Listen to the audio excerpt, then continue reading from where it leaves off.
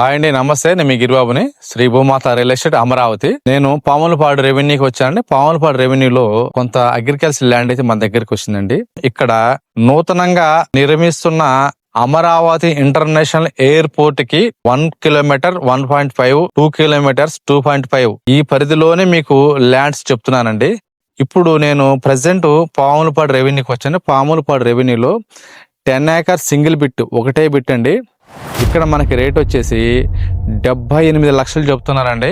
అలాగే మనకి ఈ చైన్కి వచ్చేసి కూడా 3 పక్కల డొంక కూడా ఉందండి, దారి ఉంది. ఎనీ టైం మనం కారు వేసుకుని వెళ్ళిపోవచ్చు.